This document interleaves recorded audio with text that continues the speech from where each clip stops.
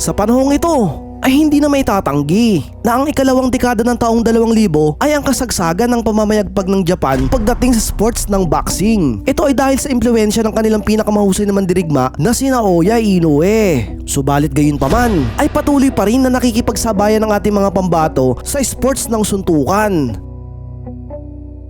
November 22, 2025, isang Japanese fighter na nagngangalang Kyoto Narukami ang dumayo sa bansang Pilipinas. Ito ay upang sagupain ang isang bagong sibol na Pinoy fighter na si Leonard Porres. Mahusay ang Japanese fighter na ito mga brad. Ito ay may edad na 23 anyos pa lamang at may ring record na 5 wins, 2 by knockout at nag-iisang talo lamang. At halos lahat ng mga tinalo nito ay puro Pinoy.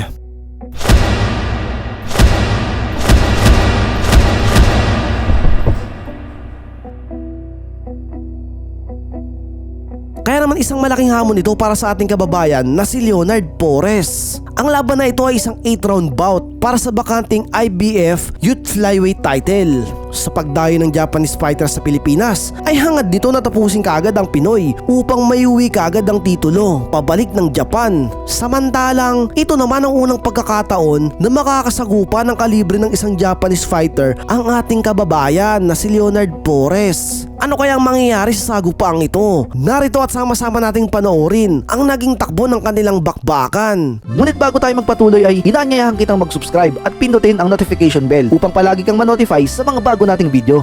Sa umpisa pa lang ng laban ay nagpakita kaagad ng pagiging agresibo ang Pinoy at madalas itong magbato ng mga malalakas na atake. Tila ba gusto nitong ipahiwatig sa Japanese fighter na nagkamali ito ng baluarting pinasok. And navy blue, at ito pong si Leonard Porres III. Leonard Porres III. Actually, ito yung sa PMI boxer, ito yung sa tingin kong medyo may angas din eh. Ito, Osaka, Misamis Oriental. At mukhang sa style eh, mukhang mag-youth, flyweight. Maybe really hurting each other. Magandang gabi po sa unyenta. At ito po ang ating PMI Bohol promote sa PMI May Campus sa Tagbilaran. Good body shot right there. Southpaw ang parehong boksingero. Kakilala natin si bakit ba mga Filipino natural, maraming gagaya talaga sa kanya. So, ako nga pala no, this is a very rare moment in time na ang Hapon ang tatayo sa Pilipinas. Usually, the Japanese, that if you also go here, territory, to protect the territory, kumbaga. But of course, Narukami has a different plan. Leonard Porres, good body shots. Malakas yan pero mukhang matibay ang kanilang mga chan.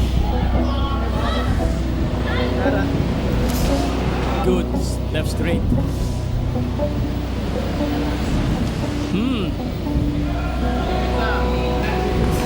Good body. Oh, nice combination there by Narukami. Narukami. 10 seconds.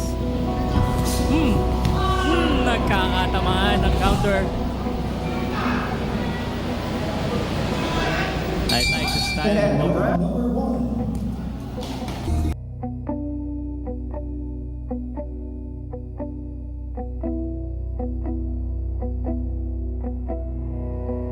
Pagpasok ng round 2, bangabat nasa teritoryo ng Pinoy ang Japanese fighter ay tila ba hindi ito apektado ng mga nasa paligid nito. Madalas itong makapagbato ng mga counter punch sa Pinoy at kita sa mga galaw nito ang ganda ng footwork at head movement nito. Mukhang matatabang ha. Nice combination there. Palitan. The exchanges. Very good. Nakakatama and they're acknowledging and they're saying yes. Okay, let's exchange. Diba, ganun. Matitindi yung kasuntok. That means there's power there. Please, huwag nyo alisin yung mata nyo. Nagkatama sa katamay.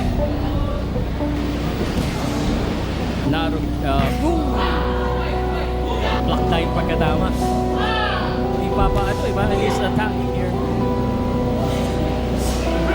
You know, actually, he needs to do, and that's exactly what he's doing, be aggressive in the fight.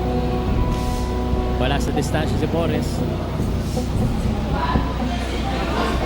Nice combination, body shot exchange. They're exchanging right now inside.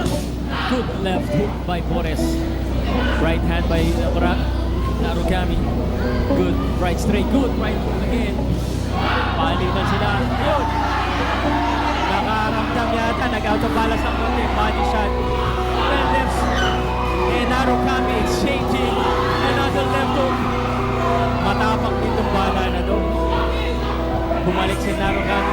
Natamaan siya ng ilang beses dito. Nakabalik siya dito. Good right hook. Good uppercut. Nice work right there. Ganda ng Muslim ni Porres, but Narukami still in there. Boom! Yes! 4 fights. Porres said yes. Nakadalawa doon si Narukami. Narukami. Landing also, no? Exciting fight. Oh, shit! Nawala yung tuhod! Nawala yung tuhod ni Narukami! Nawala! Wala pa rin yata. Naka-recover niya. But that was what a punch right there.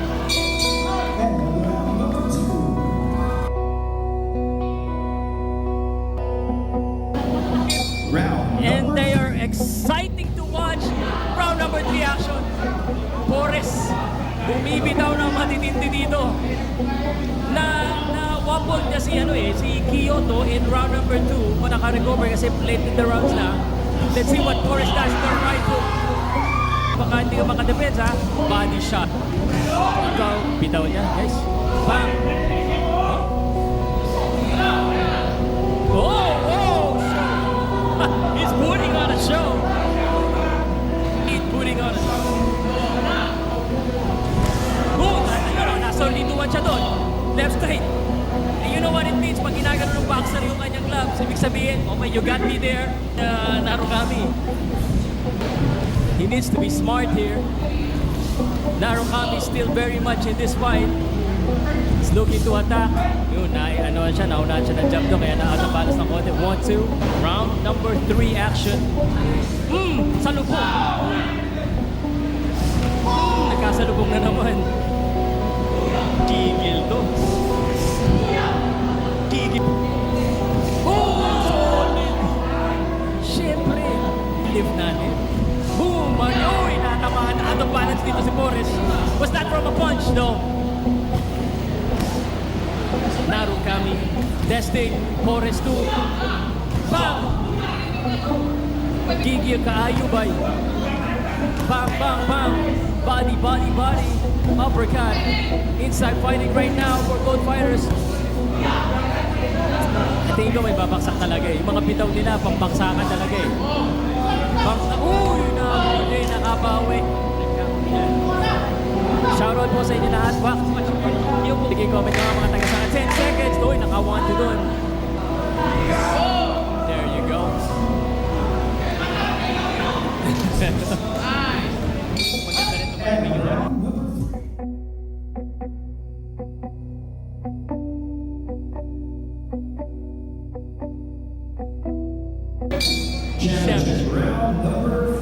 Pagpasok ng round 4 ay tila ba pareho nang nagdesisyon ng dalawang mandirigma na pareho na nilang tatapusin sa round na ito ang laban. Kaya naman nagresulta ito sa 3 minutong umatigabong bakbakan. Walang nais sumuko at ang bawat isa ay desidido na pabagsakin ang isa't isa. There's no defense right now. Both of them unloading, inside fighting. They're leaning towards each other and just unloading hooks after hooks. Hook-hookan ang labanan. Body. Ayan na. Uy. Nakakaramdam yata si Porres ha. Nakaramdam. Tingin ko nandiyan ka pa rin po. Ang galing ng composure ng Japanese.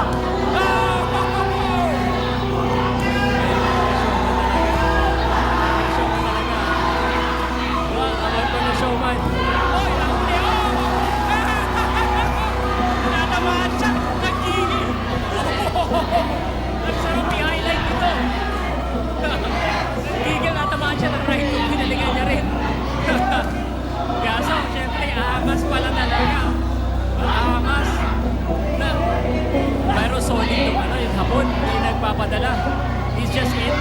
fighting.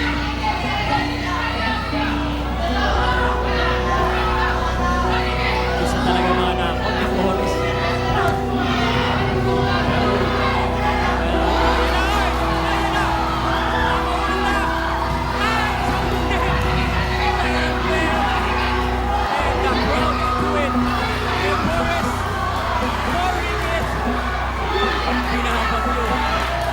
The Japanese fighting right back.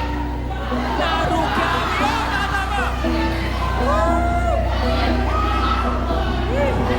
Back-to-back championship. Grabe to. Oy, that's right. Oy na! Pera! Oh, shoot! Oh, medyo nawawala yung tukod. Appreciate yun, the promotion.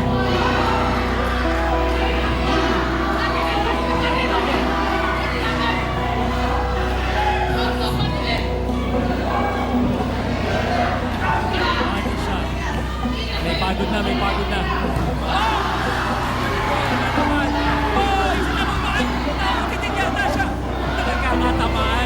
The problem with Forrest is being overconfident because he's hitting him but he's forgetting about his defense and now ulit din siya.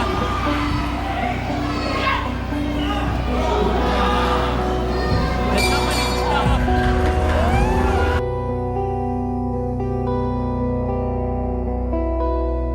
Naubusan ang lakas eh. Championship round number 5. Round number 5 pa lang tayo.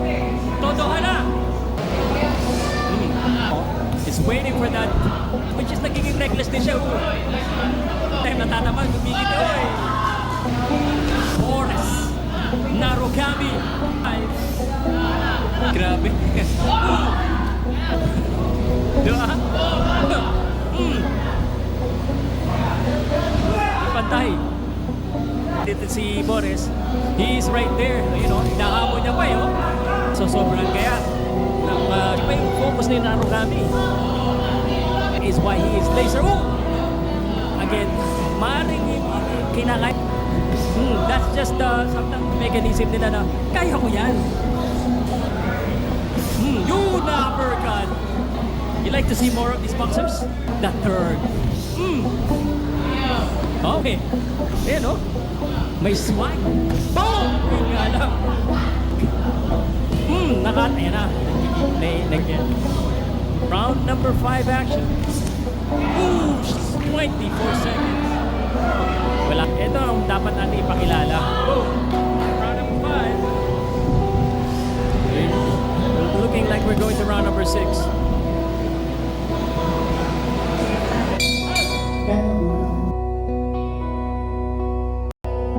Round number 6.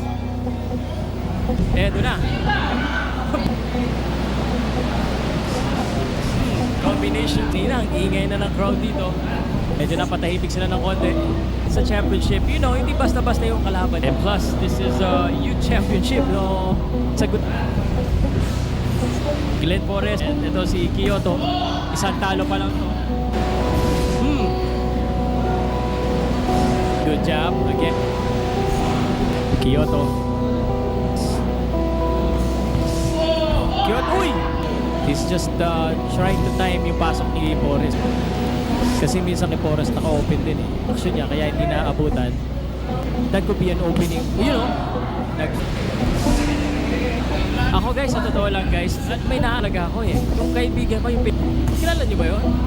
Parang yung angas, dapat inuwi na. Ito na yung inuwi.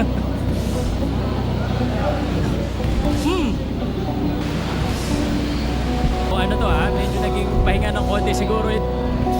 So, ito muna. Yun na, exactly by then. Upper.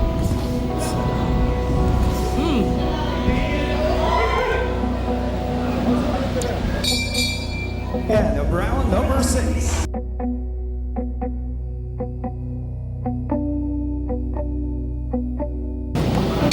Alright. Championship round. Boom! Salubungan na naman. Good team. Nagiging aggressor na rin. Itong si Kyoto Narukami. Being in focus yung good job. Analog style. Look at that. Parang kamukha talaga eh. Pansinin mo yung style, di ba? Parang siya, ano eh, may pagkaano talaga, di ba?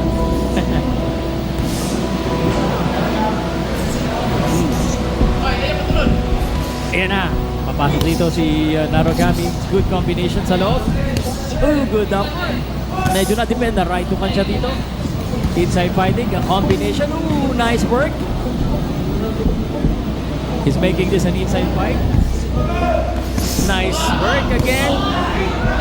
Umuwi si Forrest, pero again, Narugami. Tama na naman.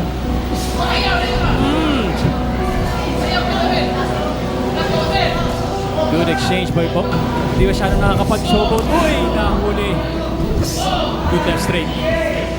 Right. Tumama din. Uy! Ganda ng patama nila ang kami doon. Yan talaga pag maangas. Nasa bangka, so good ulit. Pero natamaan doon, no? Good body. Body shot as well by Narugami. Kyoto, Narugami, and Leonard Porres III. Good body. Uy! Uy! Iba yun. Woo! Grabe. Pawis bite.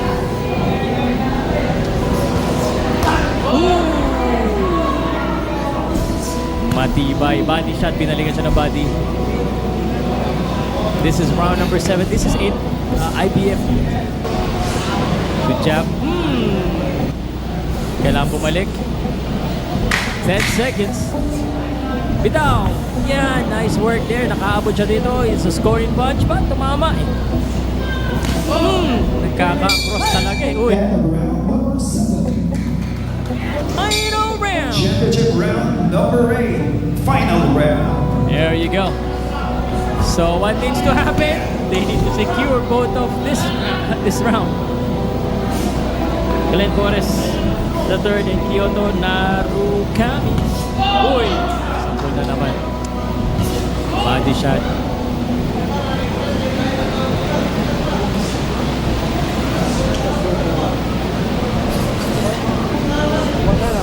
Papasok dito si Narugami. He's tough, no? Tough din ito si Narugami.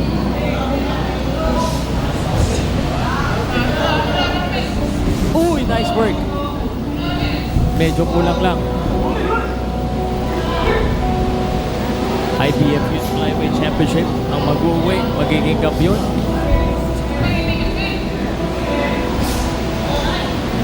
Glenn Torres and Narugami. Nice work there by Narugami, the right hook. Parang at this point, di ko alam, may babaksak pa, parang wala, matibay din talaga, pareho. Uy! Nagkatamaan na naman. Pero natamaan ng left si Narugami, another one, but he is not granite chin. Tibay din. The right hook by Forrest.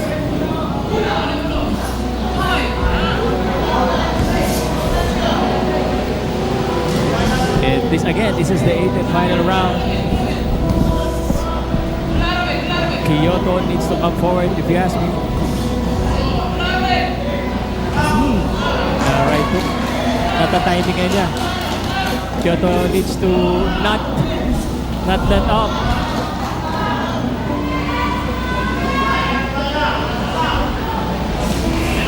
Natamaan ni Kyoto. Oh, yun solid!